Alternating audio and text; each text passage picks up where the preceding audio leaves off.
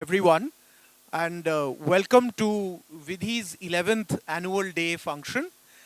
My name is Orgo Sengupta, and I'm the research director at the Vidhi Center for Legal Policy. And I'm delighted to welcome all of you to this function today. It's a particularly wonderful day to be in Delhi. The AQI is less than 100, and we are in a really beautiful setting.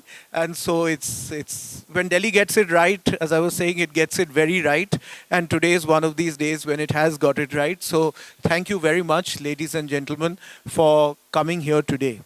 Now, today we are gathered here to not just celebrate 11 years of Vidhi, but also reflect on the journey that has gone on for the last 11 years. And we have been humbled by all the support and gratitude that everyone has showered upon us. So, first of all, I'd like to thank everyone who has been a part of this journey, particularly my colleagues at the Vidhi Center, without whom this would not have been possible. To all our funders and supporters who have supported us through thick and thin. And finally, everyone who we have worked with, worked for, friends, family who have been a part of this journey for the last 10 years. It's really wonderful that all of you could be here today. And for those who are not, thank you very much for being a part of this journey. At Vidhi, we've always felt that the law should not be in an ivory tower. And so today we are particularly delighted that we are able to do a function where the law plays only a very small part of what we do. And our work on criminal justice reform over the last 10 years has focused on reform and rehabilitation as opposed to retribution and punishment.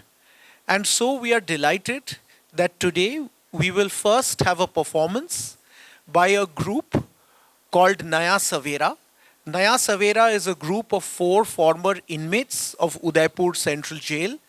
Chensuk, Sunil, Ramesh and Shoaib have come out of jail and have tried to reintegrate into society and give their lives meaning through music.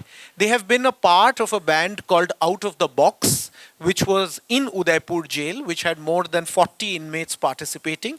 But once they have come out, they have formed this group called Naya Savera. And Naya Savera is going to perform for us today. On a lighter note, as when I woke up in the morning and the AQI was less than 150, I did feel like it was a Naya Savera. So it's particularly apt that we have Naya Savera performing for us today. So I'd like to call upon my colleague Yogini to come and give a small token of appreciation to the members of Naya Savera. Please आ जाइए, Ramesh, Sunil, Shoaib or Chensuk. Yogini, if you could just give them a small token of our appreciation. Ladies and gentlemen, it takes a lot to rebuild your life like this after coming out of jail through music. So please, a round of applause for Naya Savera and a small token of appreciation from our side.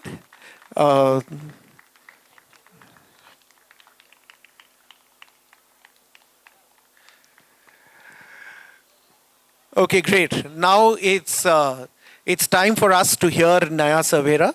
So, ladies and gentlemen, do enjoy the evening. After this, we will have the Vidhi annual lecture by Dr. Arshia Sattar. But first, Naya Savera.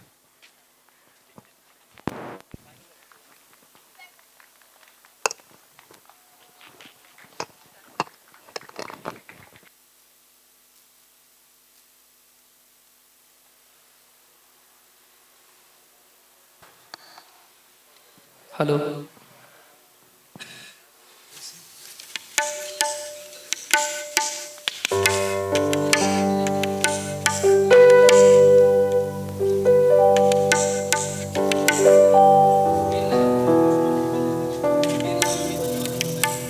Hello, check.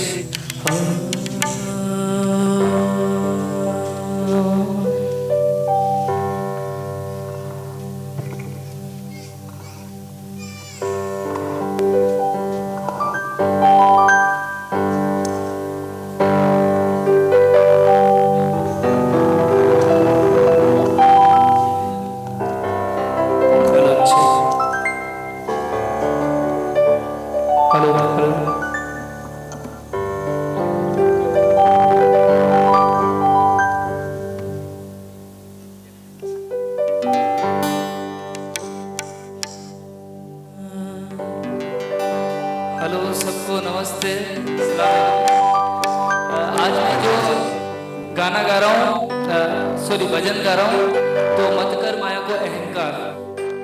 सबने सुना ही होगा ये, तो मैं चाहता हूँ आप लोग सब मेरे साथ में गाना गाए, है ना।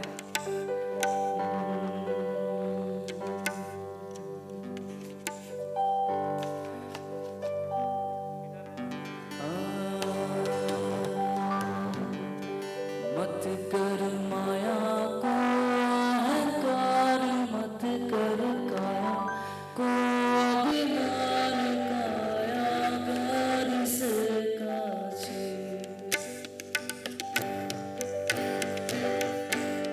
मत कर माया को अहंकार, मत कर काया को अभिमान, काया घर से काछी।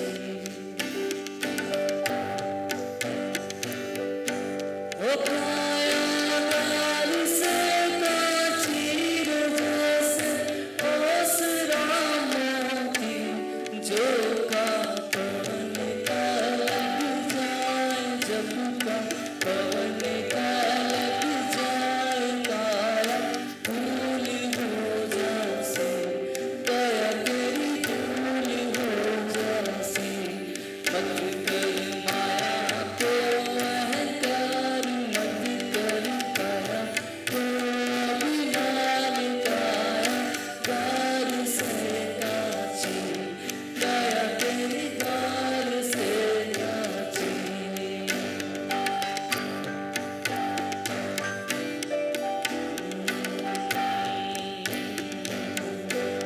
ऐसा शब्द था महाराज जिनका, उनका महाराज जिनगर झूलता हाथी।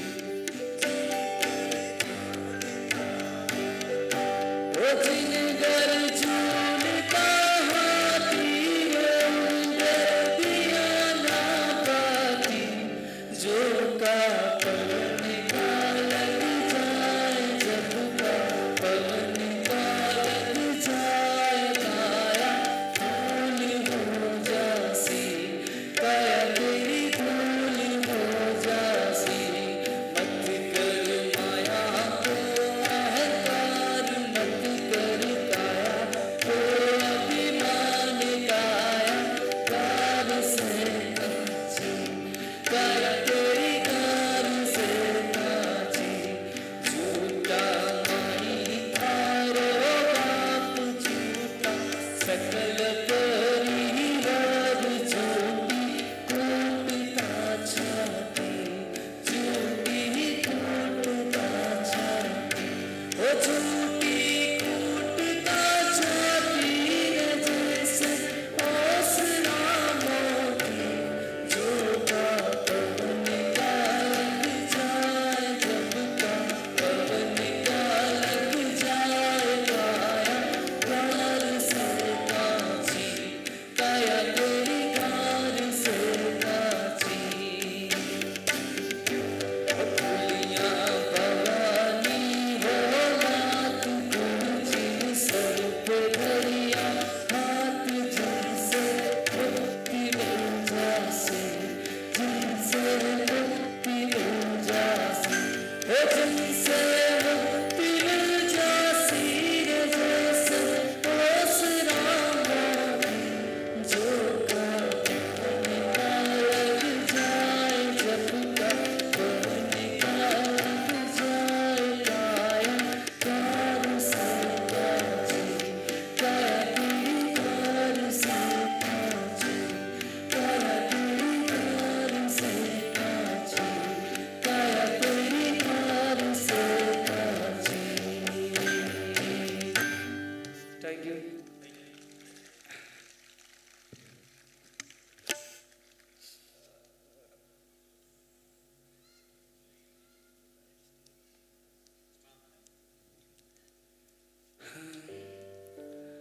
तो मेरा नाम शोएब है और मैं मंदसौर का रहने वाला हूँ। और मेरी स्टोरी बताता हूँ थोड़ा आपको। मैं वैसे ये म्यूज़िक जो अभी सीखा हूँ, तो मैंने वैसे जेल से सीखा है, थोड़ा धीरे है। तो मैंने जेल से म्यूजिक सीखा है। तो वैसे मेरा भी एक ड्रीम था पहले कि मैं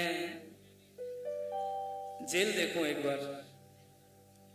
मेरा सबका एक ड्रीम रहता ना कि मुझे कोई बड़ा बनना है, मुझे कोई क्या बनना है, क्या बनना है। तो मेरा एक ड्रीम था मुझे एक जेल देखना, और मेरा वो सपना पूरा हुआ। तो जेल में रह के मैंने ये म्यूजिक सीखा। और वैसे मेरा ड्रीम था कि मैं गैंगस्टर वगैरह बनूं, और वो तो हो नहीं पाया। सिंगर जरूर बन गया हूँ।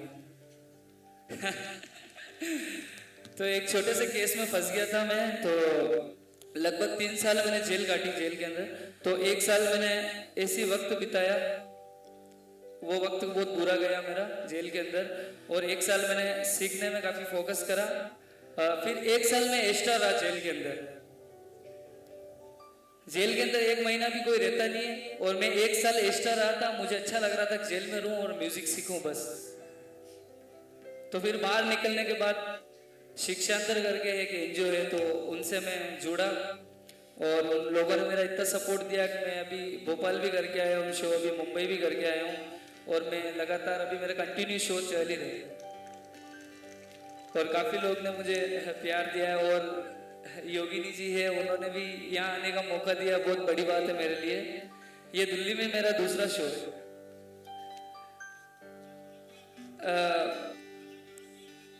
दिल्ली हाट में किया था हम लोगों ने पहले। दिल्ली हाट, दिल्ली हाट करके जगह है, वहां पे किया था हम लोगों ने। तो एक सौराज जेल यूनिवर्सिटी है, तो उसके अंदर काफ़ी लोग कैदी है जो जेल में म्यूजिक वगैरह सीख रहे हैं। तो हम भी वहीं से थोड़ा थोड़ा प्राप्त कर रहे हैं। और जो भी कैदी जो सीख रहे हैं, और नया सवेरा हमने जो बैंड बनाया है, और वो जो लोग आ रहे छूट के, तो हम उनके लिए उनका सपोर्ट कर रहे हैं ताकि हमारे साथ में ज्वाइन हुए, और हम भी उनको एक उम्मीद दें ताकि उनको लगे कि यार हम भी बाहर कुछ कर रहे हैं, है ना। ठीक है, तो मैं और गाना कुछ सुनाता हूँ आपको। 2 दिन की जिंदगी है। तो ये क्या लेके आया जगत में, क्या लेके जाएगा।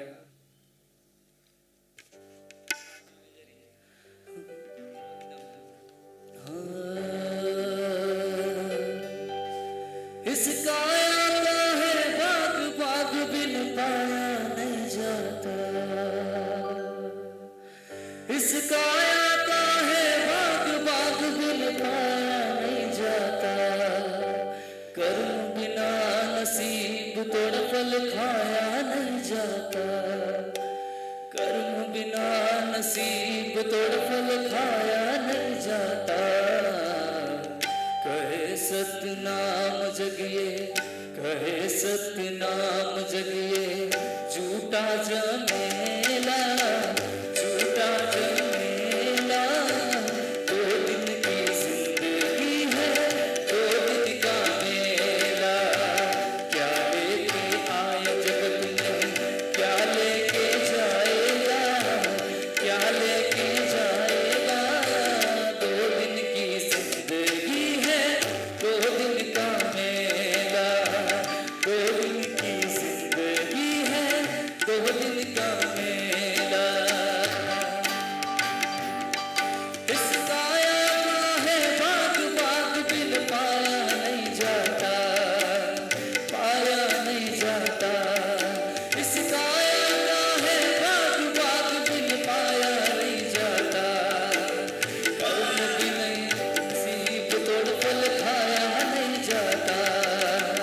कर्म बिना नसीब तोड़ फल खाया नहीं जाता।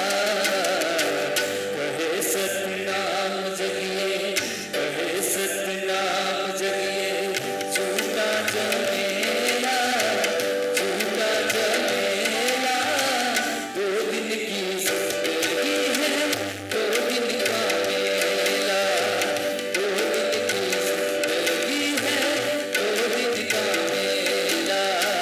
क्या लेके आया जगत में, क्या लेके जाएगा, क्या लेके जाएगा। 2 दिन की जिंदगी है, 2 दिन का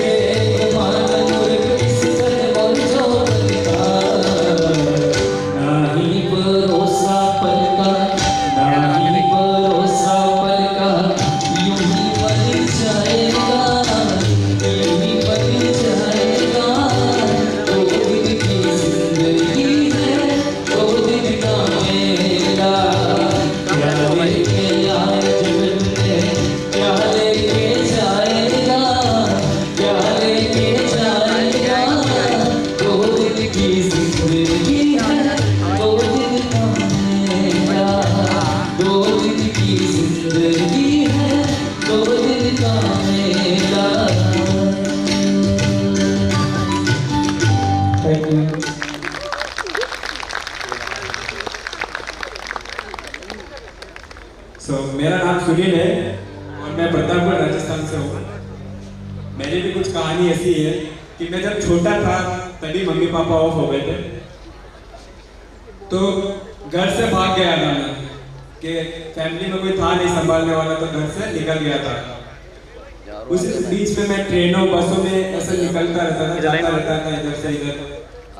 मैंने फ्रेंड सर्कल ऐसा बनाया कि बस गलत नशेड़ी लोग थे, ऐसे गलत ही फ्रेंड सर्कल बनाया मैंने, क्योंकि मेरी 10-12 साल की एज में उन लोगों के साथ में रहने लग गया जो कि नशे करते थे, गलत काम करते थे। तो वहीं से मैंने क्राइम स्टार्ट किया 12 साल की एज से। तो 2019 तक मैंने फुल क्राइम किया गया। बीच में बस कुछ बड़ा करने की कोशिश की तो जेल में पहुंच गए। वहीं जाके फिर साल भर तक ये सोचते थे कि यार अब तो लाइफ झंड हो गई, बिल्कुल खराब हो गई, क्या करें।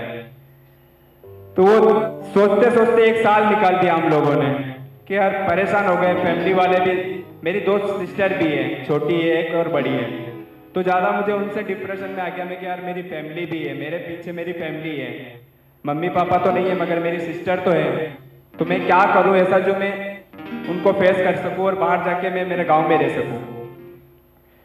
सोचते सोचते फिर एक दिन म्यूजिक चलता था, स्वराज जेल यूनिवर्सिटी जेल के अंदर योगा हॉल है, तो वहाँ पे म्यूजिक सिखाया जाता था और म्यूजिक डांस अलग अलग एक्टिविटीज होती थी वहाँ पे।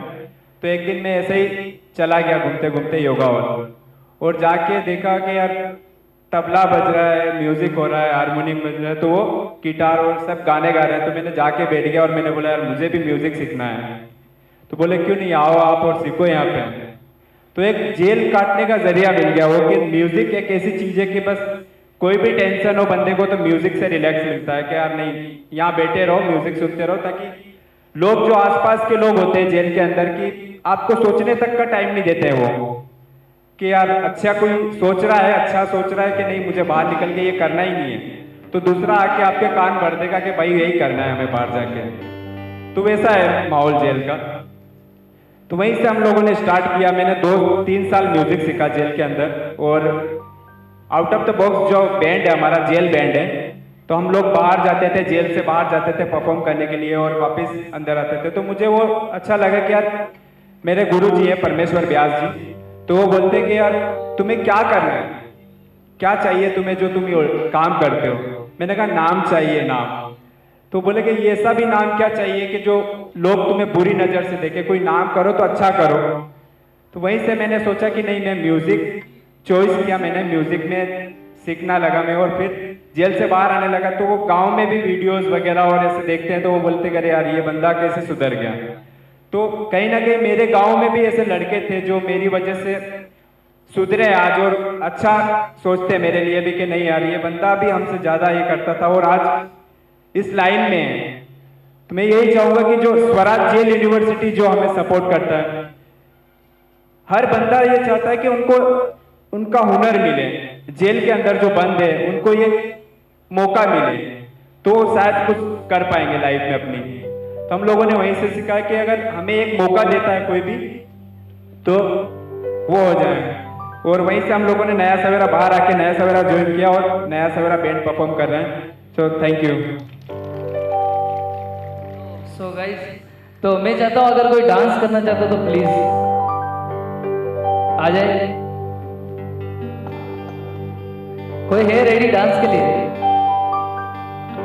दिल्ली वाले कोई रेडी नहीं है लग रहे मुझे, खाना खा के नहीं आए थे आज। चलो हेलो, हाँ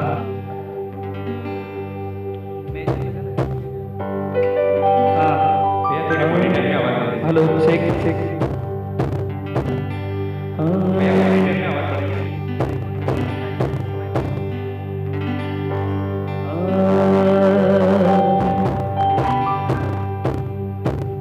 हेलो शेख। तो स्टार्ट करते हैं। एक अजनबी, एक लाइन में गाऊंगा, एक लाइन आप गाओगे। एक अजनबी यूं मुलाकात, फिर क्या हुआ, कुछ ऐसी बात हो गई। एक अजनबी हसीना से यूं मुलाकात हो गई।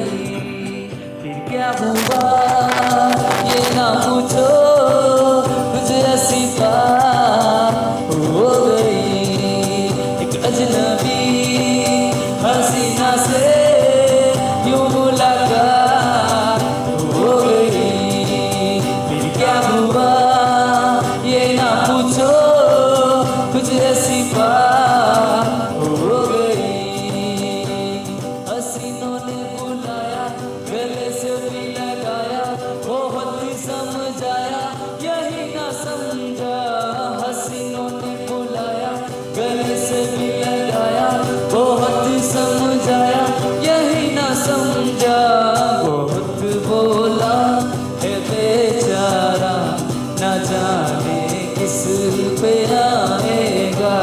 है अपना दिल तो आवारा, न जाने किस पे आएगा। चला जाता हूँ किसी की धुन में, धड़क के दिल के कराने लिए। चला जाता हूँ किसी की धुन में, धड़क के दिल के कराने लिए। मिलन की मस्ती भरी आंखों में, हजारों सपने सुहाने लिए। चला जाता हूँ किसी की धुन में, धड़कते दिल के कराने लिए। मैं पल दो पल का शायर हूँ, पल दो पल मेरी कहानी है। पल दो पल मेरी हस्ती है, पल दो पल मेरी जवानी है। मैं पल दो पल का शायर हूँ। गजरा मोहब्बत वाला अखियों में ऐसा डाला, गजरा मोहब्बत वाला अखियों में ऐसा डाला। गजरे ने मेरी जान, हाय मैं तेरे कुर्बान। दुनिया है मेरे पीछे लेकिन मैं तेरे पीछे, दुनिया है मेरे पीछे लेकिन मैं तेरे पीछे। अपना बना ले मेरी जान, हाय मैं तेरे कुर्बान। छोड़ दो आंचल समाना क्या कहेगा, ओ छोड़ दो आंचल समाना क्या कहेगा। ओ इन अदाओं का समाना भी है दीवाना, दीवाना क्या कहेगा, दीवाना क्या कहेगा। ओ छोड़ दो आंचल समाना क्या कहेगा, दीवाना क्या कहेगा। ओ आंखों ही आंखों में इशारा हो गया, बैठे बैठे जीने का सहारा हो गया। ओ आंखों ही आंखों में इशारा हो गया, बैठे बैठे जीने का सहारा हो गया। ऐ दिल है मुश्किल जीना यहाँ, जरा हट के जरा बच के ये दिल्ली मेरी जान।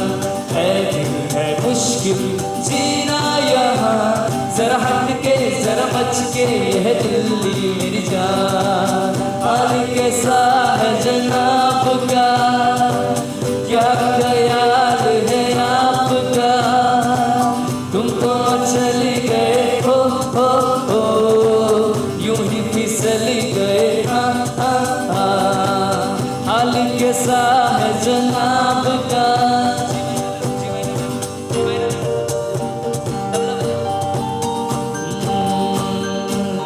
गुलाबी आंखें जो तेरी देखी, शराबी ये दिल हो गया। गुलाबी आंखें जो तेरी देखी, शराबी ये दिल हो गया। संभालो मुझको ओ मेरे यारो, संभलना मुश्किल हो गया। गुलाबी आंखें जो तेरी देखी, शराबी ये दिल हो गया। ओ ऐसे लहरा के तू रूबरू आ गई, ऐसे लहरा के तू रूबरू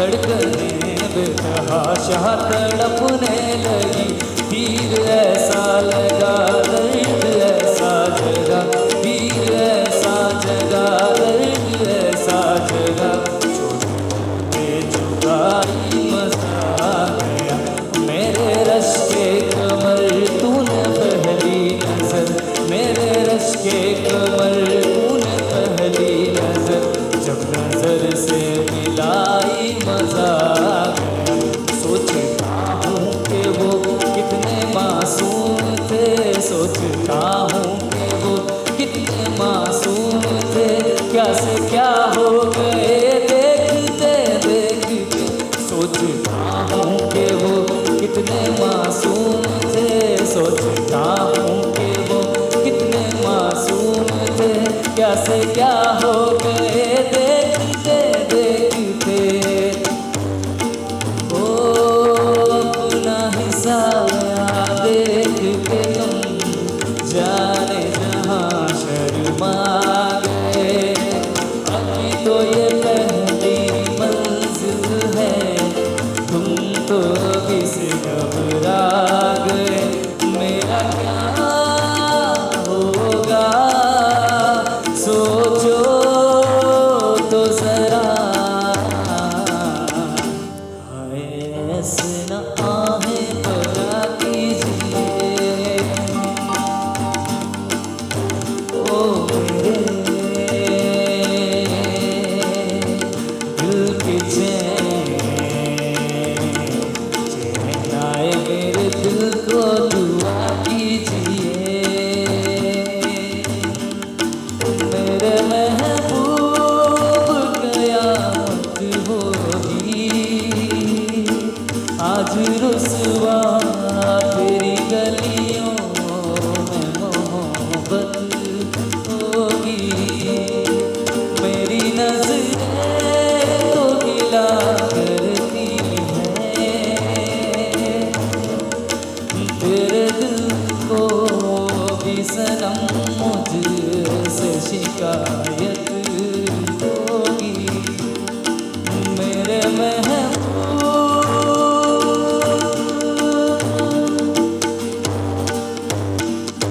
क्या थैंक यू।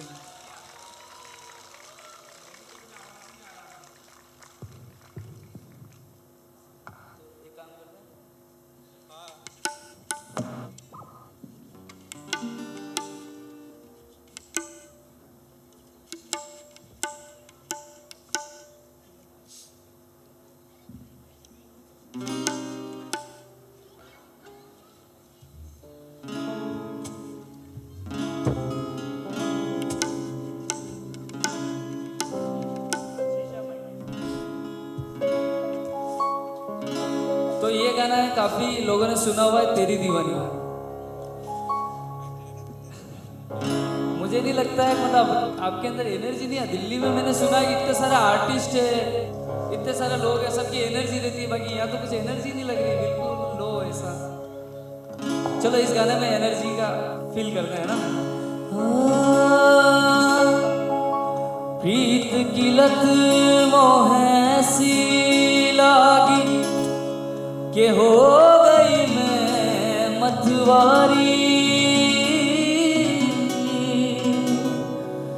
बल बल जाऊं अपने पिया को,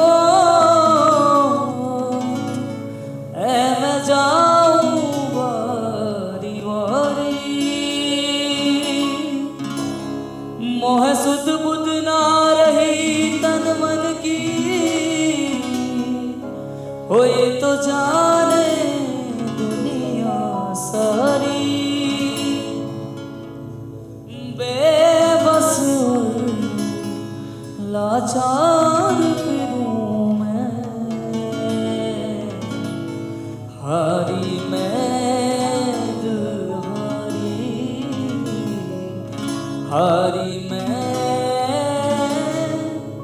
दिल हारी, तेरे नाम से जी लूं, तेरे नाम से मर जाऊं,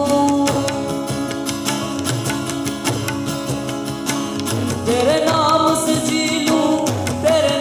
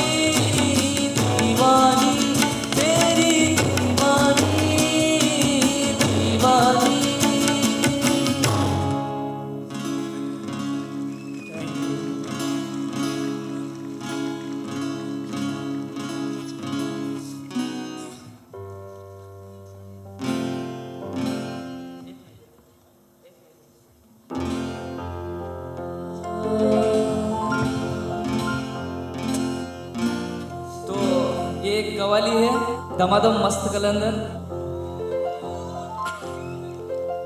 अगर किसी का मूड बन रहा है तो डांस कर सकते हो।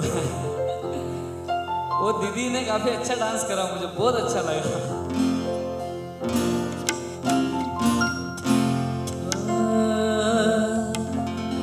हो लाल मेरी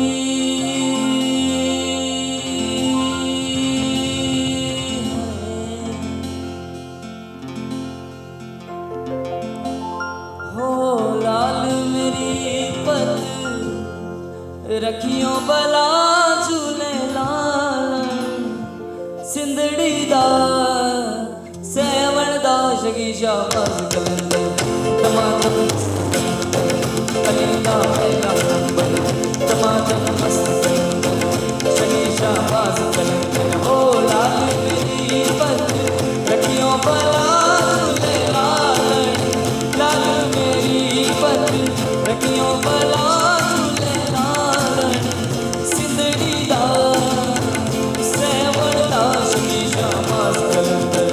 टमाटम मस्त कलंदर अलीदा मेरा नंबर टमाटम मस्त कलंदर शकी शाबाश कलंदर। हो लाल मेरी पत रखियो पर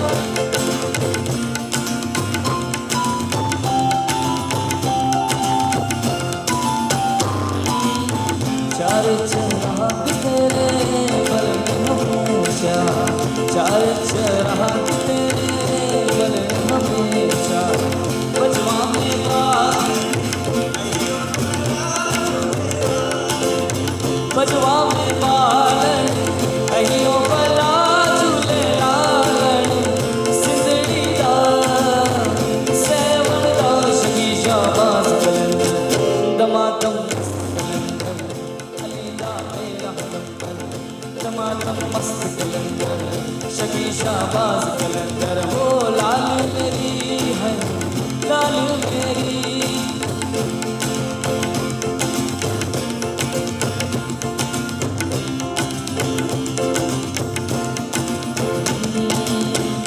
हिंद सिंध पीरा तेरी तेरा हो हिंद सिंध पीरा तेरी तेरा हो नाड़ू बजे गड़ी याल बला झूले लाल नाड़ू बजे गड़ी याल बला झूले लाल सिंधड़ी दा सेवण दा शगी शाबाश दमादम मस्त कलंदर अलीदा मेरा नंबर दमादम मस्त कलंदर शगी शाबाश कलंदर। हो लाल मेरी लाल मेरी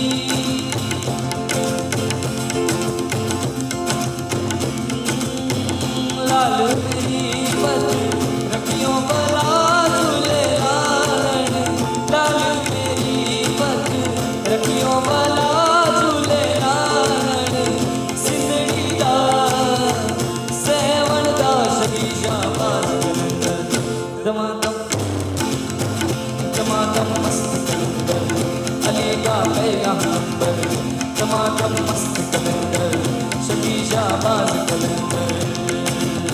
छाप तिलक सब तेरे से ना मिलई छाप तिलक सब तेरे से ना मिलई नैना मिलई के सहना मिलई के नैना मिलई के सहना मिलई के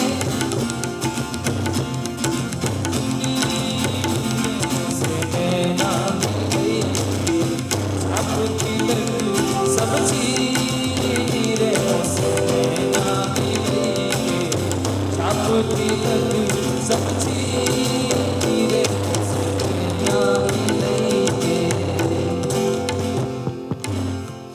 thank you.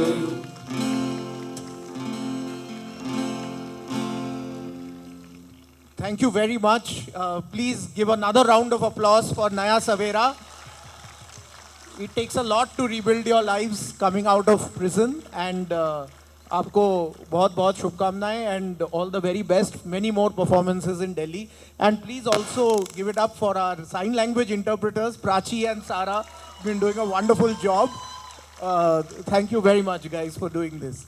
Uh, so actually, we are in Nizamuddin. This is a particularly apt venue because across the road there is the dargah, and in that dargah there is also the tomb of Amir Khusro. And Amir Khusro, of course, is known as the father of Qawwali. And I think hearing some of these wafting through the clean air of Delhi, he would be happy that it's also a Thursday today, so he'd be very happy that his form of music is alive and well. So thank you very much to Naya Savera. And because we are in Nizamuddin, if you actually go down the road a little bit closer on this side, there is a tomb that many of us may have passed but may not have noticed. It's actually called the Khani Khana, which is the tomb of Abdul Rahim Khan. And, and this is thanks, this wonderful anecdote is thanks to my colleague Aditya. And Abdul Rahim Khan was the son of Bairam Khan. Now, all of us who have read NCRT history textbooks know that Bairam Khan was the regent who held the throne safe for Akbar before Akbar became an adult and could ascend the throne. But Abdul Rahim Khan's claim to fame was not only that he was Bairam Khan's son, and also that he was one of Akbar's Navratnas together with Birbal. But lesser known is the fact that he got the Ramayana translated into Persian in a beautiful miniature copy, which is now in the Smithsonian Gallery in Washington. I hope that it can be brought back to the wonderful museum that has been set up here underneath us, actually, the sunken museum between the Humayun's tomb and the Sunder Nursery. But that is the beauty of the Ramayana, that it has gone across continents, been translated into multiple languages, because at the end of the day, the Ramayana as well as the Mahabharata is about the elusive quest for Dharma. And this is what the legal system is about as well. That how do we reach that ideal of Dharma? If you go to the Supreme Court, you will find above the Chief Justice of India's chair, the official motto of the Supreme Court, which is Yato Dharma Tato Jaya. Where there is Dharma, there is victory. And this has been the quest of our legal system as well. And the Ramayana has a lot to teach us, a lot for us to try and glean. And who better to do it than Dr. Arshia Sattar? Arshia Sattar has been working with Indian texts for over 30 years, particularly the Valmiki Ramayana. She is a PhD from the University of Chicago, working on South Asian languages and civilizations. In a recent podcast, we heard that Arshia got interested in the Ramayana because, as her mother said, a monkey bit her when she was 3 years old. But maybe that's not the reason as to why she's been at it for 30 years. But she has a wonderful book called The Ramayana for Kids, which I read to my child every night. And this is something that all of you should pick up. But Arshia has worked on the Ramayana for an incredibly long period of time, apart from the Mahabharata and several other Hindu myths. And so when we were thinking of someone to deliver a lecture that would be of relevance to us as lawyers, but also go beyond the ivory tower, we thought that there could be no better person than Dr. Arshia Sattar. So ladies and gentlemen, please join me in welcoming Dr. Arshia Sattar.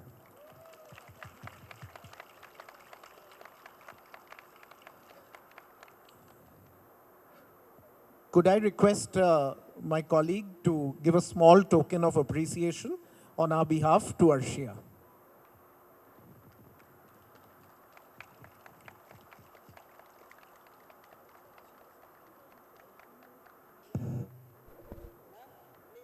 You're getting a photo.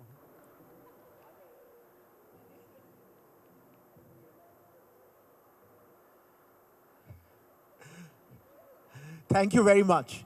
So ladies and gentlemen, without any further ado, I welcome Arshia and invite her to deliver the 8th Vidhi annual lecture on the Ramayana, Dharma, and the rule of law. Arshia, over to you.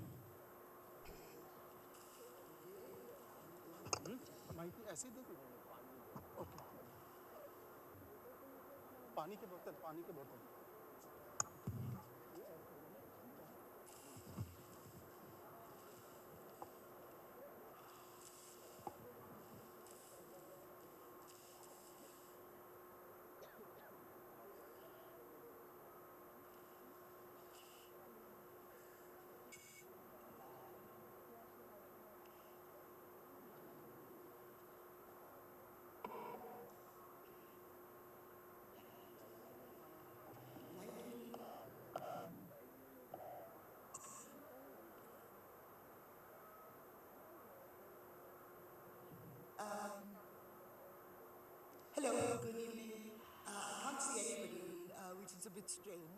I hope I'll be able to read my paper in the darkness. But thank you, Argo, for that very, very sweet introduction. Thank you, Vidhi Law, for bringing me here. Thank you, Yogini, for all the little favors and the gestures of sweetness. I brought with me my special bag because I wanted everybody to see it. It's a bag that celebrates the Constitution. It's printed with the preamble of the Constitution on one side, and I thought it would be very, very appropriate for tonight. So, thank you.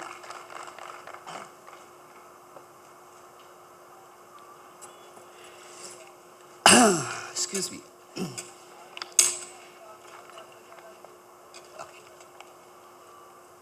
I'm going to stand like this so the light falls on my paper. So I'm going to talk primarily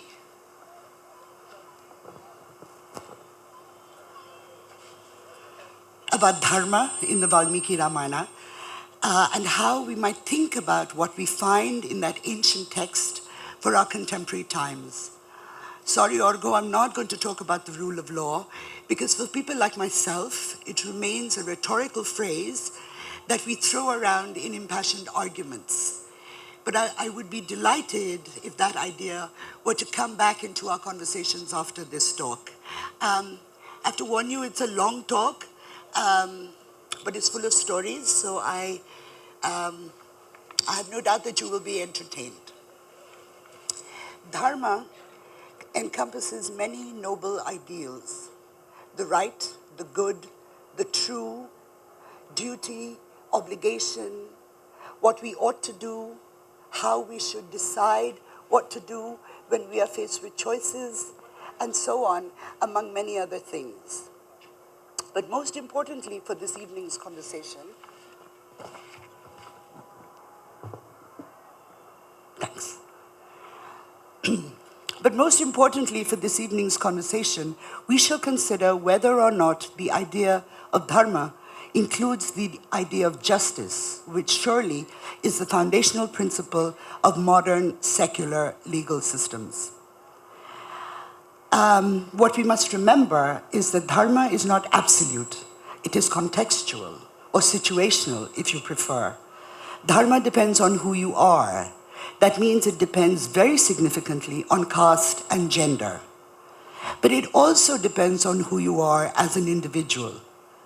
As individuals, we inhabit, each of us inhabits multiple social roles simultaneously. We are all fathers or mothers, brothers or sisters, wives or husbands, lovers or partners, sons, daughters. But we are also lawyers and scholars and students and teachers and friends and neighbors. We are all of these people all at the same time. But we are also in different stages of our lives. Some of us are in our brahmacharya, some in grihastha. Some of us are retired, if not living in the forest as vanaprasthis. Perhaps some of us here are even sannyasis. Every time we act in accordance with one of our dharmas, we will almost always be neglecting or even violating another dharma. For example, I'm here tonight as a speaker, as someone who reads Ramayana, but I'm also a daughter. And I have come away from my 95-year-old mother, who, bless her, is a reasonably able and healthy woman. But to be here, I have chosen my dharma as a speaker over my dharma as a daughter who should be with her mother. Our basic problem is the same as Rama's. When and how we should choose the obligations of our private selves over those of our public ones. Rama chooses differently at different times. When he faces Dasharatha's decree of exile,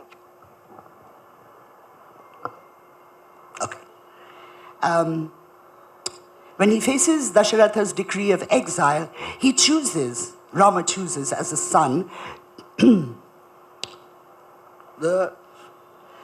to honor his father rather than to perform his duty as the heir apparent of Kosala. However, Later, when he banishes Sita, he chooses his public obligations and acts as a king rather than as the loving husband he is, whose heart is breaking at what he has to do.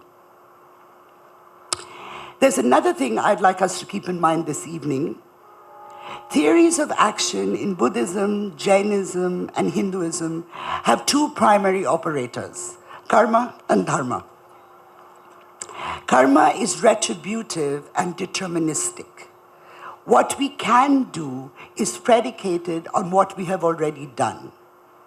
What we choose to do will affect the possible range of our actions in the future, in this life, and if you so believe, in the next life too. Dharma, unlike karma, is the principle of choice. Our choices are framed by who we are and where we are, but within that frame, we are all free to act as we please. The problem of dharma arises. Dharma is sukshma, it is subtle, it is elusive, it is intangible. The problem of dharma arises not because it shows us the difference between right and wrong. The problem arises because dharma points to a number of possible actions, all of which are right.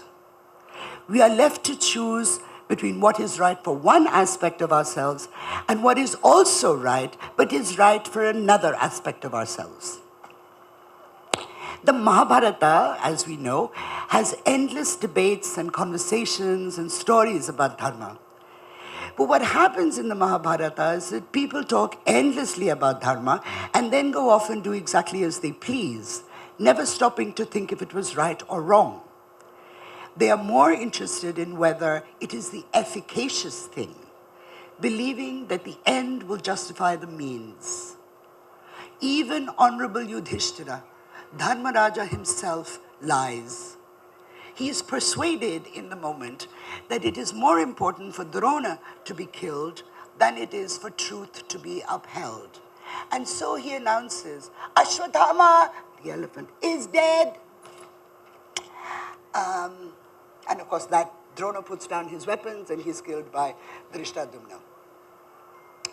The Ramayana, on the other hand, has very few of these samvadas about the nature and the rules of dharma, and yet dharma is at the very heart of the story. It is embodied in the person and the actions of Rama. Rather than tell us what dharma is, the Ramayana shows us what it can be through the figure of Rama. Rama is Maryada Purushottama, the exemplar of righteousness. And yet, there are several instances in the Valmiki text where Rama is questioned for his actions.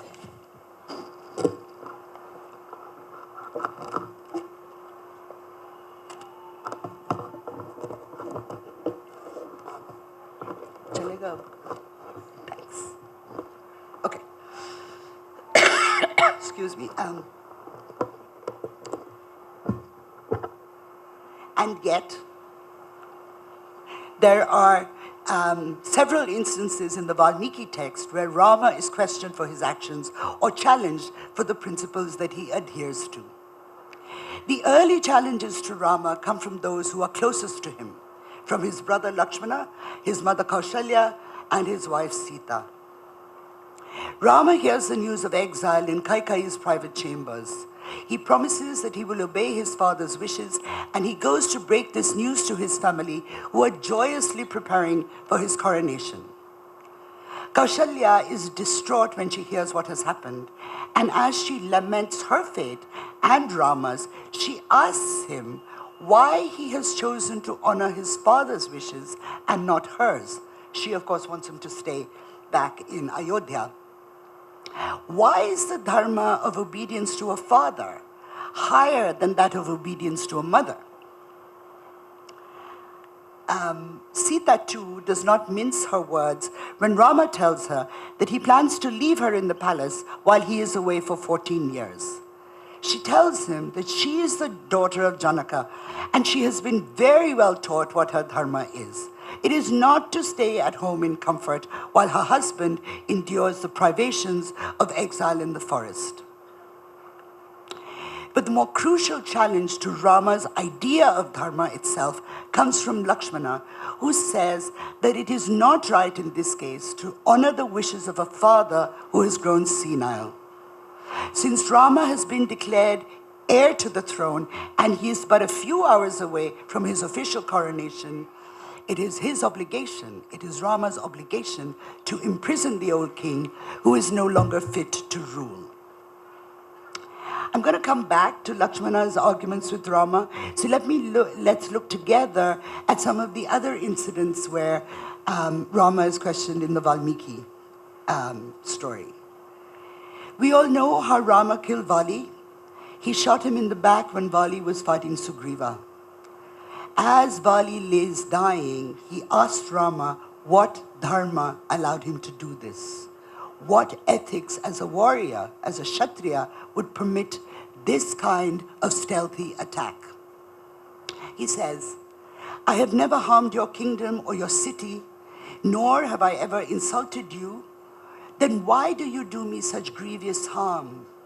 Why do you do this to me, a harmless monkey who lives in the forest and eats roots and fruits, who has no quarrel with you and who is concentrating on fighting someone else? You are a prince, you are handsome and distinguished. You carry all the outward signs of Dharma. How could someone like you, born a noble Kshatriya, who has all his ethical doubts resolved by the wise, how could you, Rama, do something so cruel, hidden under the trappings of Dharma? Rama's response is, well, you're a monkey. You're exactly what you said you are. You're a monkey, you live in the forest, you eat roots and fruits. What do you know? For all that we are told endlessly, women especially, how submissive Sita is, when we read Valmiki's Ramayana, we see that she actually disagrees with Rama quite often, mostly at critical points in the story. In the forest, in their exile, she chides him for clinging to his weapons, his beloved shining bows and arrows. She tells him that the forest is not the place for him to live as a Kshatriya, that he can return to Kshatriya Dharma when he becomes king of Kosala. The forest is a place of peace and quietude, where the brandishing of weapons will only attract violence. Later, after the war, when Rama rejects her in the presence of his allies, she stands up to him and she says, you have surrendered to your anger and acted like a common man, and you have treated me like a low and vulgar woman. You have not considered that I am the daughter of Janaka, that I was born from the earth. Nor did you consider the fact that my conduct has always been impeccable. The fact that we are married and that I'm devoted to you is of no consequence to you at all. And then she turns to Lakshmana and she asks him to build a fire that will prove her innocence. It's very important to notice that Sita is the one who asks for the Agni Pariksha. It is not forced upon her, as many of us have come to believe. This too is a challenge for Rama's authority and to the righteousness, the dharma from within which he judges her. And still later, when Rama calls her to his great sacrifice and asks her to prove herself once more in the presence of his citizens who have doubted her, Sita calls upon her mother, the earth, and says, if I have been true, take me away. What more concrete challenge can there be to the king, to her husband, to the man who has chosen not to stand by her in her time of greatest need? Later in the Uttarakanda, Rama is questioned again. This time the challenge is from a citizen, and it is directly to his kingship. A Brahmin comes to the palace gates carrying the dead body of his son in his arms. And I'm reading from the text now, from my translation. Overwhelmed by an immeasurable grief, he babbled as he wailed, my son, he cried. And then he said, what misdeeds did I commit in my previous life that I now have to see my only son dead? Oh, little boy, You were only 5 years old. You did not even become a young man. Your untimely death leaves me bereft. There is no doubt that your mother and I shall soon die as well, grieving for you. I don't remember ever having spoken unlawfully, nor do I remember causing any harm. For what misdeed, little one, did you, my own son, go to Yama's realm today, even before performing the funeral rites for your father? Never before in Rama's realm have I heard or seen anything as awful as this untimely death. There can be no doubt that Rama himself has done something terribly wrong. You, king, you are the reason for the death of this living creature. Mighty one, we have all lived happily in your kingdom, but now the realm of the great-souled Ikshvakus is without a protector. Rama has become responsible for his people and children are dying. In this perverted reign, the king's faults bring misfortune to his subjects. Without a doubt, this child has died because of the king's failures, whether in the city or in the country. This is quite a shocking passage. We're not used to hearing this level of criticism of Rama, Maryada Purushottama. Please note that the criticism comes from a Brahmin. Yeah, but it points directly at Rama's kingship. For those of you, I'm sure many of you do, know other classics. This is very much like the opening scene of Sophocles' Oedipus Rex, where the people come to Creon and they say there is a plague in the city. There is something wrong and it is the king's fault. And then Oedipus's tragedy devolves from that moment of accusation and his self-reflection and his horrifying truth that he uncovers about himself. And so the Brahmin continued to criticize the king in different ways. Burning with grief, he embraced the body of his son. Rama finds out that a man called Shambhuka is practicing austerities that are above his station, austerities to which he is not entitled because of his caste. Rama beheads Shambhuka and the Brahmin's son comes back to life. If we are going to,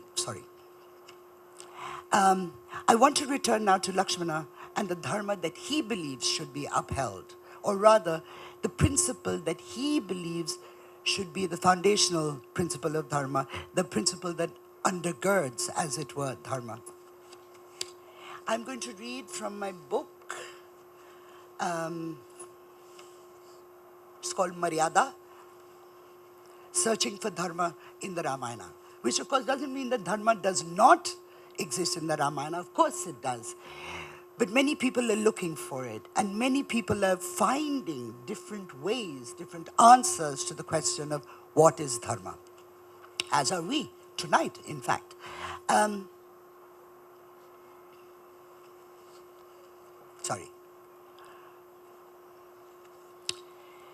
As we said, the first and most dramatic instance of a challenge to Rama is in the Ayodhya Kanda when Lakshmana receives the news of Rama's exile.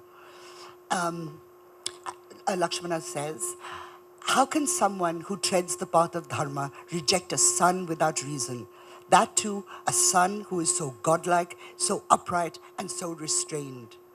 Which son would honor the word of a father who is so patently in his second childhood? Rama, seize the kingdom with my help before the news of the king's change of heart spreads. When I am by your side, protecting you with my bow and arrow, there is no one, not even death, who can get the better of you. End quote. Rama calms his impetuous brother and speaks of Dharma as the most important thing in the world and of how a father's wishes must be obeyed as no father would harm his child. And then he talks about destiny. That which is, Rama says, that which is unthinkable and which cannot be countered by any creature is an act of destiny. This is what I have learned from what has just transpired between Kaikeyi and me. Where is the man who can fight against fate, which is which is manifest only in its workings.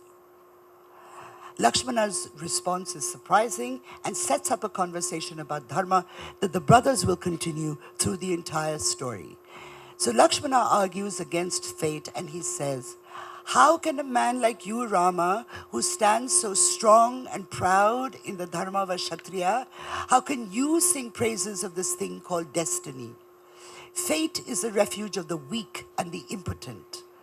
I feel only contempt for a dharma that makes someone even as resolute as you vacillate like this. It is your attachment to dharma, Rama, which confuses you. I cannot accept that all this has happened because of fate. An explanation is like that for cowards and not for the brave. My courage will turn back this fate, which comes rushing headlong at us like a rogue elephant that has broken its bonds and ignores its goad.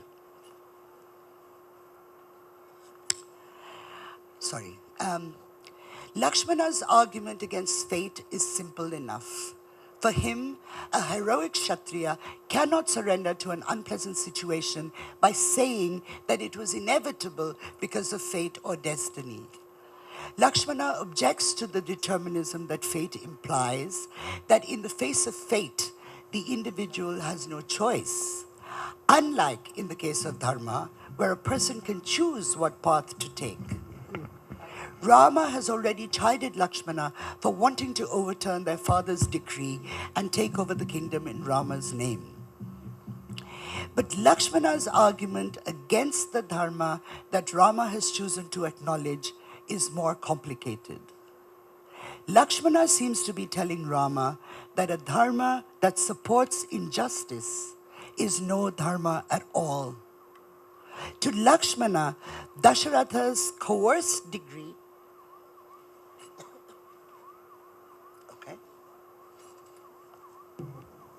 पर मेरे को कुछ दिख नहीं रहा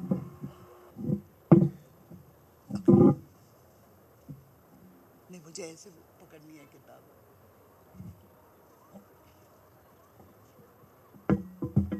Thank you.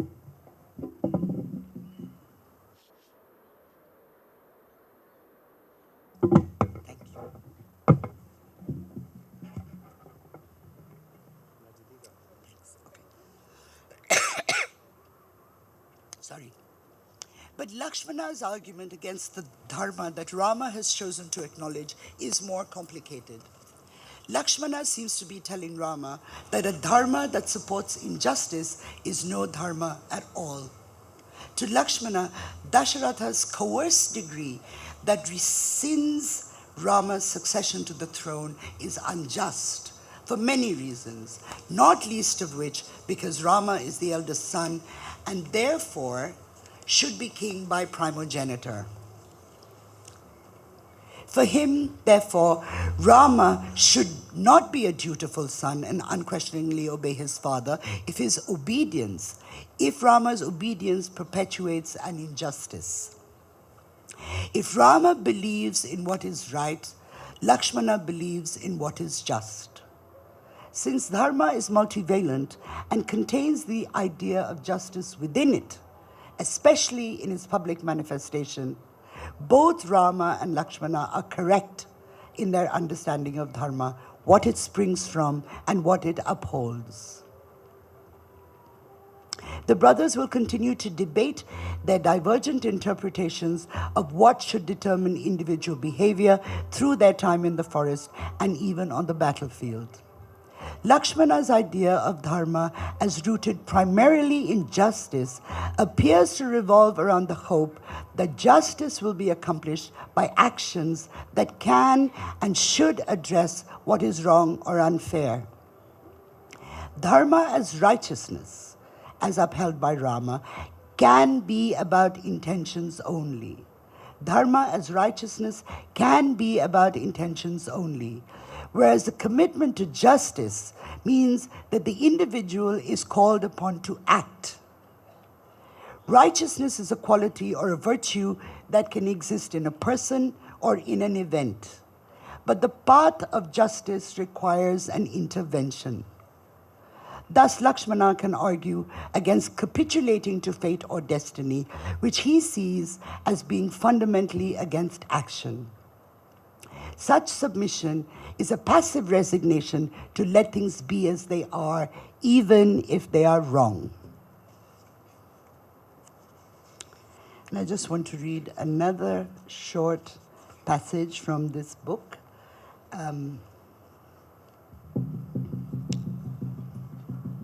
Lakshmana's disenchantment with the idea of dharma appears to develop over the course of his experiences.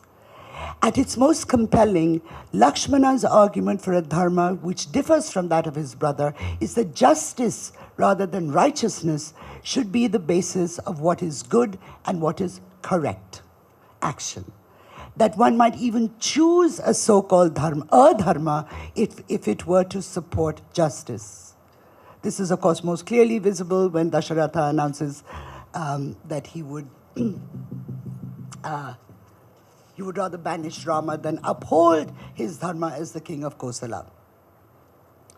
Lakshmana's challenge really is about a dharma that should be rooted in justice, especially if we are talking about Raja Dharma, the dharma of a king, the dharma of governance, the dharma that determines the law. And there's many other instances in our classical stories about the demand not for righteousness, but for justice.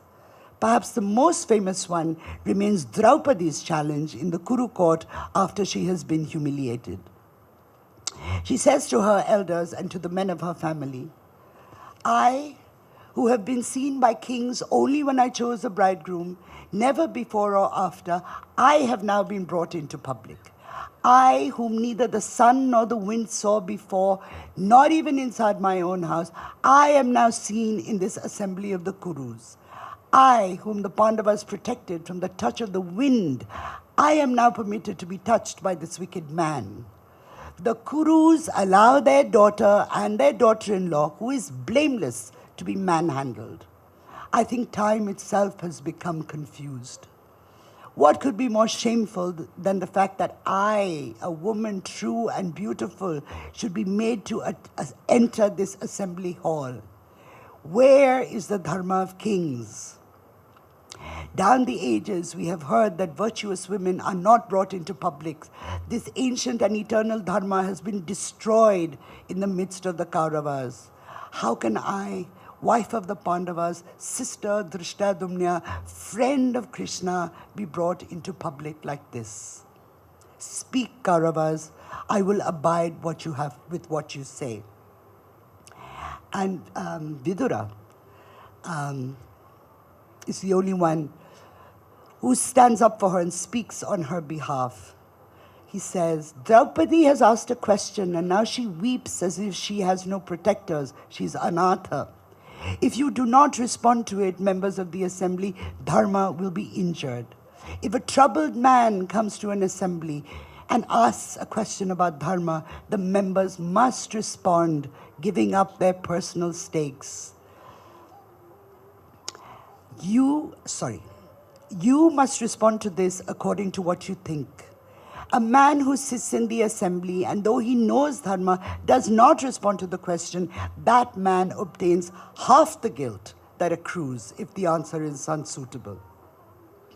And he who sits in the hall and knows dharma and still resolves the question inappropriately without any remorse, to him accrues the entire guilt of injustice." So we can see that dharma's public face, the sphere of ethics rather than individual morality, it is often challenged by a call for justice. Righteous kingship must include justice if it cites dharma as its basis. There's another story which we tell in the South. I don't think people know it that well in the North, but it's a story about a woman who challenges a king. The woman's name is Kanagi. She's the heroine of the Tamil Silapatiharam. Kanagi is the virtuous wife of the handsome but weak-willed merchant Kovalan. Kovalan ruins himself by spending his entire fortune on the courtesan Madhavi. Utterly destitute, Kovalan and Kanagi leave the Chola city of Pumpuhar and travel to Madurai, ruled by the Pandyas, to make a new life. Kanagi gives Kovalan the only jewelry she has left, one of a pair of anklets that her father had given her to sell in the city. Kovalan is wrongly accused of having stolen the magnificent anklet, and he is put to death as a thief.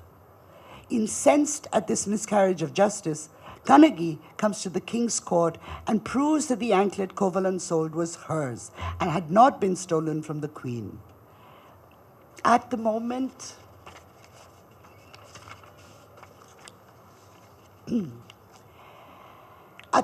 when she proves Kovalan's innocence, the king's danda, his royal rod of justice, breaks. The king is mortified and he kills himself. The queen also falls dead. But Kanagi is not done. She tears off her left breast and flings it into the middle of the city. Madurai catches fire and is burned to the ground. So among the many things that we learn from the classical texts, one of the things we learn is that the king can be challenged. And those who constantly exhort us to find the paradigms for our behavior and our conduct in this glorious past should also consider this an equally compelling ideal for themselves, that the king can be questioned, the king can be criticized. Not only can the king be criticized, he can be criticized by anyone. Look at the people who challenge Rama, his younger brother, women, his wife and his mother and his wife, a monkey, and finally the dhobi. Yeah, the dhobi is also kind of an interesting story because the dhobi doesn't exist in Valmiki's text story. The complaint is anonymous, and it was Tulsi in Ramcharitmanas who introduced the idea of the dhobi. And what the dhobi says is this. But anyway, whatever it is, the dhobi has come to occupy that place in our imagination as the man who questioned Rama. So what the dhobi says is this.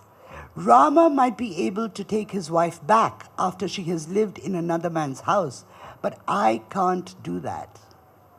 Rama reads this comment as a direct criticism of his own behavior and addresses that criticism.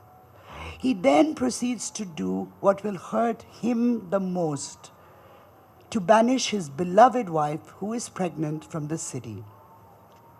Even the virtuous king, just, noble, honorable, righteous, even the virtuous king can and must face dissent. And it is precisely because the king is just, noble, honorable, and righteous, he will respond to dissent and to criticism, not by shutting it down, but by addressing the problem, even if it means modifying his own actions. As when the Brahmin's son dies, Rama acknowledges that bad things, uncomfortable situations, oppressive systems could be happening because of his actions and beliefs. The epics, because they are stories written by and for Kshatriyas, a ruling class, revolve around Raja Dharma. Who is the ideal king? What is the basis on which a king passes judgments and issues punishments? What is righteous conduct in peacetime? What is righteous conduct in war? And so on. And yet, I find these astounding stories about the burdens of kingship to be most relevant of all today. More than Kalidasa, it is Vyasa, it is Valmiki. Today, we could call these considerations of how best to be king the search for an ethics of governance. A fully realized Raja Dharma, especially in a modern democratic state, I would say, posits the idea of a Praja Dharma, or the ethics of citizenship. Too often, we speak of citizenship in terms of rights. In our civic textbooks, we always speak of citizenship, the counter of rights, as being our duties as citizens. Rights and duties are enforceable. They can be upheld and defended by the law. But what if our Praja Dharma includes the idea of obligation, an idea rooted in a moral rather than a transactional space? As citizens who perform our Praja Dharma, we are obliged to seek justice. We are obliged to challenge the king, as Lakshmana did when he told Rama that he should imprison their father, that he should take refuge in the idea, that he should not take refuge in the idea of fate, and act when he was confronted with something that was patently wrong. That if righteousness was enough, then Ravana would never have been so powerful. Since I believe that Dharma is about choice, I believe that we can choose to have an internal moral compass whose magnetic north is justice, justice for all. It is magnetic, it pulls you towards it. This is what I choose as my Praja Dharma. One of the reasons I find myself so deeply attached to the epics is because the epics ask all the right questions. So when we are told to return to this glorious past, to shape our present and our future, that's not an outrageous request. We can acquiesce happily to what seems like a fundamentally conservative and backward-looking demand. The secret, when we go back to the ancient texts, is to read the stories as we want to read them, not as we have been told to read them. The greatest questions of humankind have already been asked. It is appropriate that we should seek them in our classical texts, lest we arrogate to ourselves the hubris of being the first people ever to think about these matters. The problem arises when we are told to seek not the questions in the past, but to seek the answers. Killing a Dalit ascetic to appease a Brahmin may have been righteous when ideas of dharma were predicated on caste and hierarchy. But that is not an answer for us, not for our time, not what we have learned and continue to learn about how better to live in a world along with and not against other animate beings. Even in geography and navigation, the magnetic north moves. Equally, there are no absolute or permanent principles across time upon which we should act without reflection. In our times, we have to find our own answers and our own ways to challenge systemic discriminations, hegemonic inequity, as well as individual acts of cruelty and malice. I believe that all that is best about the many ideas that Dharma holds within itself, the right, the true, the good, all of these beautiful ideas are manifest at their best in applied justice. I have chosen neither to think about retribution nor to think about mercy. I have pointed my personal compass towards justice. I hope you do too. Thank you very much. Jai Samvidhan.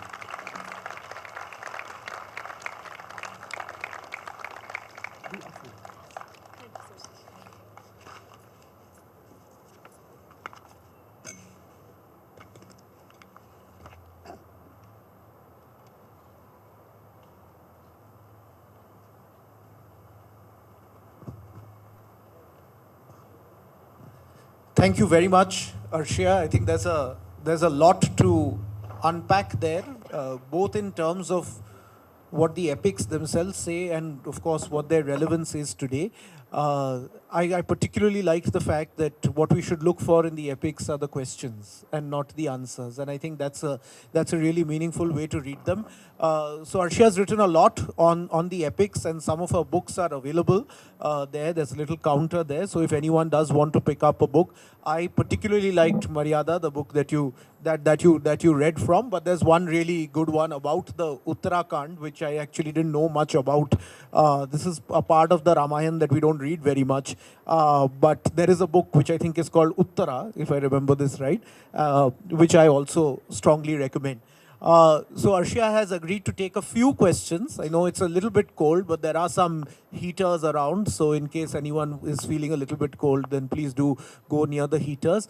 We have time for few questions. So if there is anyone who would like to ask a question, it's a little difficult to see from here. But if you can raise your hands and ask a question. Um, while we are waiting, sure, I'll repeat the question for you. So while we are waiting, because I can't currently see any hands, if there are any, yes, I can see a hand there. Could we get a mic across, Amit? Could we get a mic across to him there at the corner? But while he's, I'm going to abuse my position as the moderator to ask you a question. Where you said that Dharma is about choice. Dharma is about choice. And I found that quite intriguing. And so I was wondering whether you could elaborate on that a little bit, because my thinking has always been that there is a truth which Dharma encapsulates. And so it's in fact not about choice, but it's a... Sorry, I think...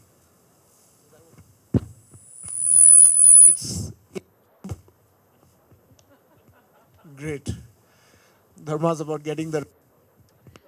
it's not about choice, but it's about discovery. So what would you say to that? See, Orgo, I think that even if there is truth, a truth with a capital T, the ways to it are many. Yeah, so that's, even that, Dharma would be multiple choices, right? And really, the problem is that all the choices are right.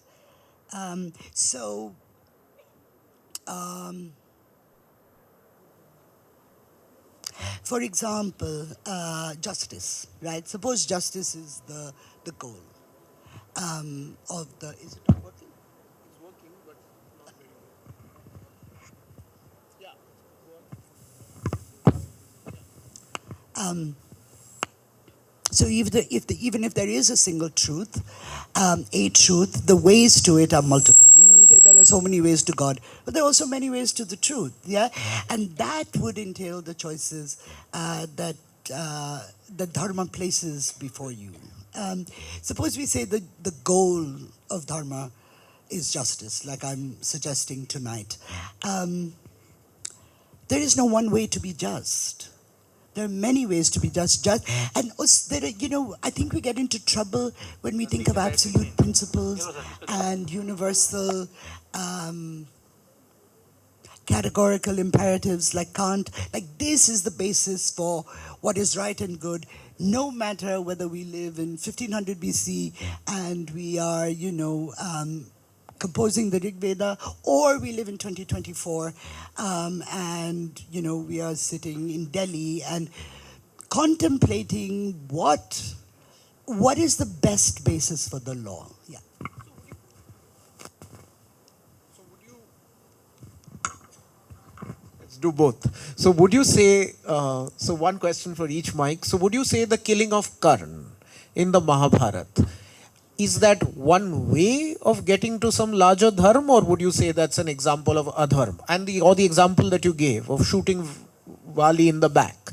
I mean, is there a larger good there that justifies this, or is it simply a question of adharma? It's not adharma. It's the larger good is he has to get Sita back.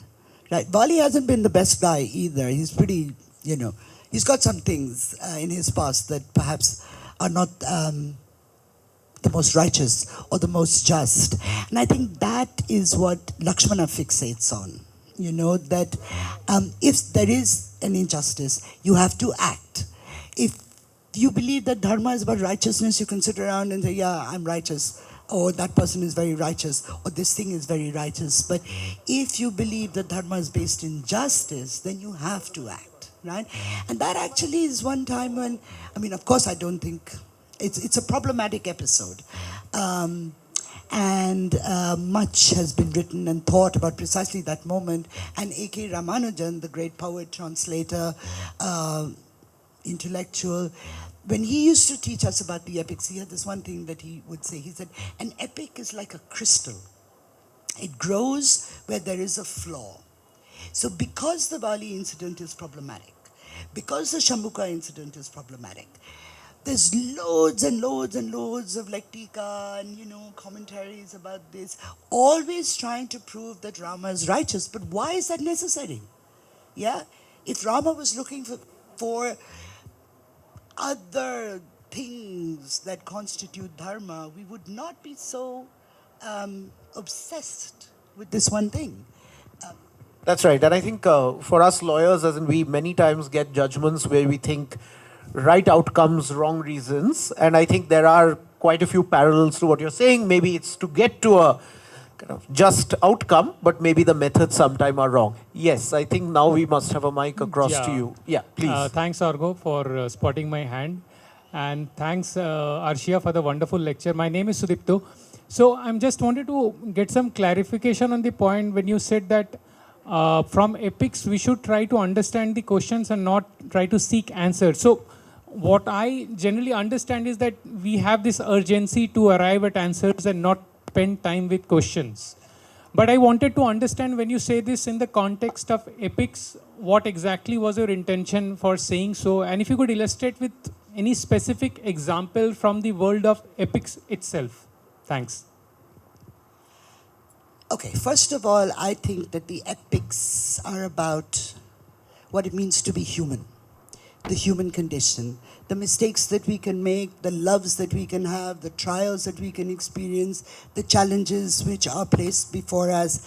That's why, Ramayana and Mahabharata, we're still telling those stories, right? It's on television, it's in comic books, it's in novels. Look at Amish Tripathi, look at Anand Neelakantan, look at Chitra Banerjee, Divakaruni. Everybody is telling the epic, right?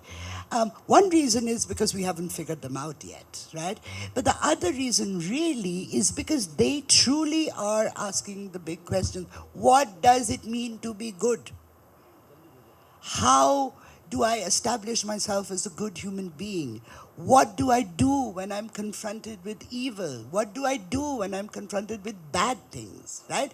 Now, the answer to that is not necessarily killing Ravana. It is certainly not killing Shambhuka, right? That is not the answer that we want. But the question remains, what do I do when I'm confronted with evil? What do I do when I'm confronted with injustice, cruelty, malice, all of these things? So I think we get into real trouble when we think of the epics as providing us answers. Yeah, the epics were composed 2,500 years ago.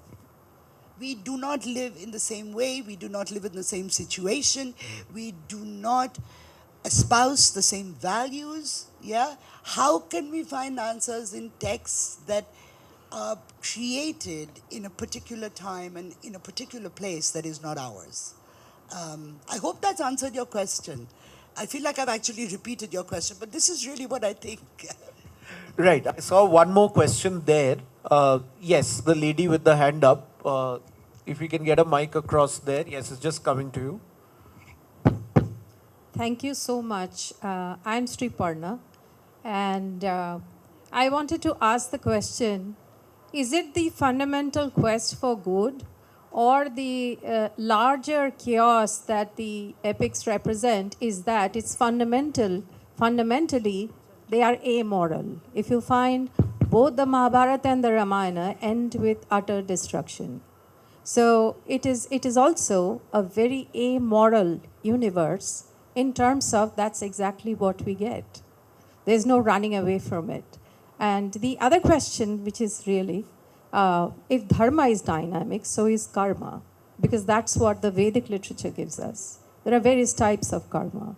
So it's also in dynamic balance. Would you agree?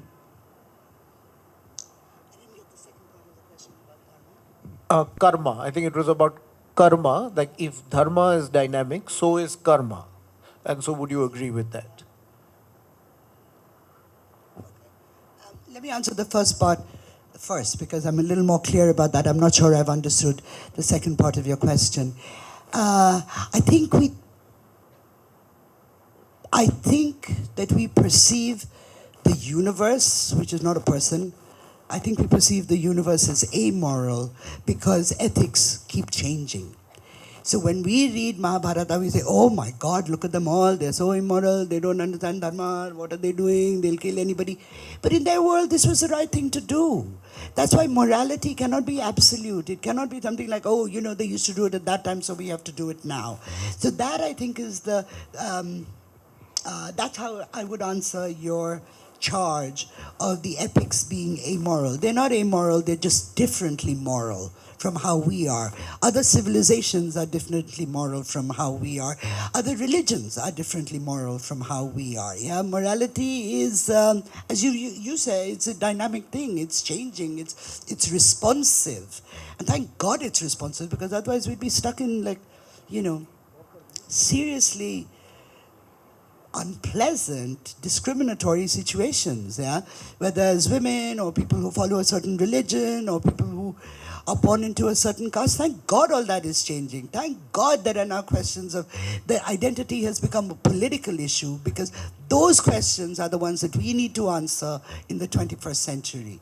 So I'm quite happy that we have a changing dynamic public ethic, and hopefully an individual morality as well. I haven't understood the question about karma. That if, what do you mean karma is dynamic? What is that? Not sure, but yeah, if you could just very quickly clarify, and then we'll have time for one more question. There are other texts as well.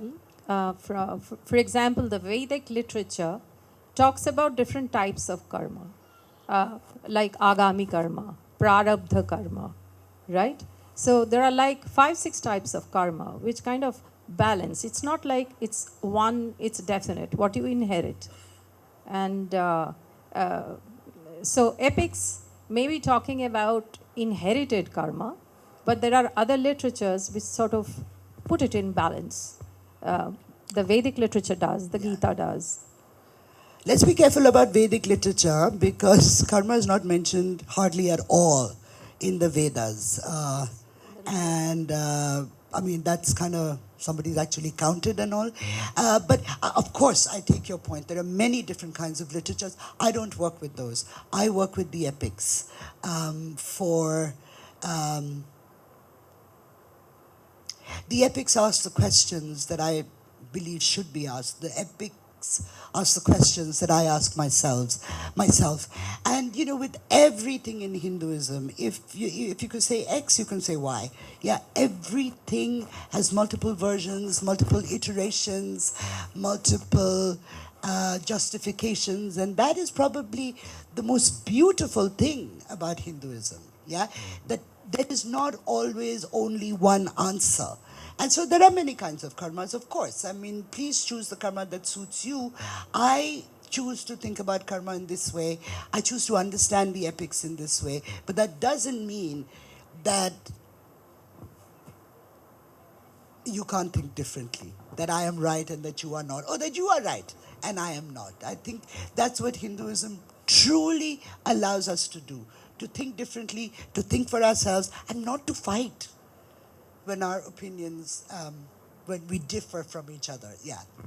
Thank you. One last question here. There's a mic right in front. Yeah, it's right here in the first row. Yeah, thank you very much for your very, very informative, interesting, scholarly talk. I'm here. Yeah, we can see you. I'm We can see you right here in the first row. Anyway, it's a question plus an observation. The epics, when we generally talk of epics, we talk of epics as if they are kind of homogeneous. I'm not talking of a scholar like you, but generally when we talk of it, we have this idea of epics representing a certain time, certain age, a certain value system, a certain worldview, which is very far from the truth really, because Mahabharata itself is written over, from what we know, several hundred years, and there is a great deal of debate about which is the older epic. Some believe it's Ramayana. There's a lot of evidence that it is Mahabharata. Ramayana probably is an interpolation or something like that. That being the case, how convincing is it to think of an a priori idea of some truth out there or some good out there or a sense of justice which is just to everybody. Everything seems to be relative actually in the epics, especially if we come to Mahabharata. By the time Ramayana comes into existence, or if it is seen as an interpolation, the state is crystallized. The system of justice is much clearer than it is in Mahabharata. But in either case, if we begin by an a priori reading of an understanding of a truth out there that we ought to reach out, I think it would be difficult for us to find them relevant at any time or even today. Do you think it is possible to read the epics as some kind of a reading that gives to us the idea of one truth, one justice? Arshia, you got that?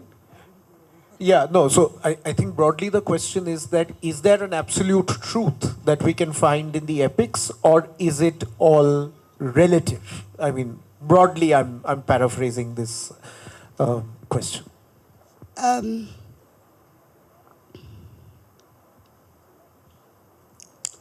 I think you will find in the epic what it is that you're looking for. Personally, I don't believe in an absolute truth. I find it very difficult to say that I'm right and you are wrong. I think absolute truth can lend itself to that kind of argumentation. But if people do seek the absolute truth, they're going to find that in the epics. And if you're somebody like myself who's perhaps a little more skeptical,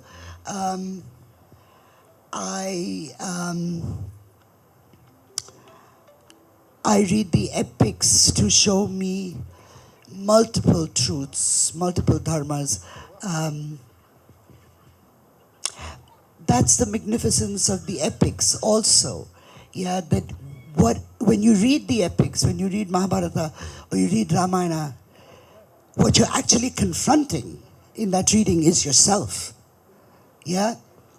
And that's why I think we're still reading them. I think we're still telling the same stories, because both the teller and the listener, the writer and the reader, what they're finding there is what they want to find, and they're looking at themselves.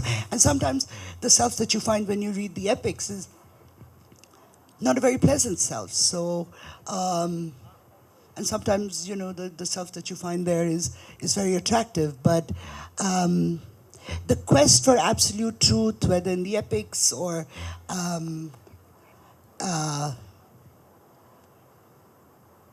in other literatures or other systems or philosophies, that's not my quest. Sorry, that's the only way. That's the only way that I can honestly answer your question. Yeah. Thank you very much, Arshia, and I'm sure there will be many more questions, but for that, Arshia's books are available, and you can read them yourself. As she rightly said, as in you can find what you want in the epics, and you can read them in whichever way you want, and that is what the greatness of these texts is, that we are discussing them so many millennia later.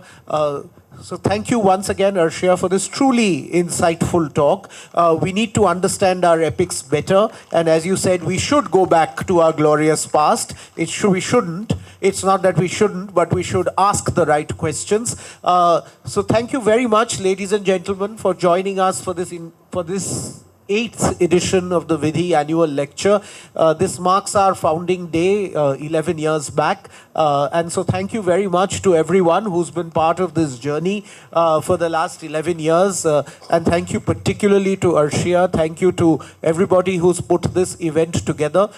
Keeping with the ethos of Vidhi events, these are all free to attend public events. So to members of the audience who've been here, thank you very much for joining us on this beautiful evening in Delhi. I I hope you have a lovely evening ahead. For those who have been part of this journey and who are our special invitees, I request you to stay back. For everyone else, thank you very much. It's been wonderful having you. Thank you so much. Good night.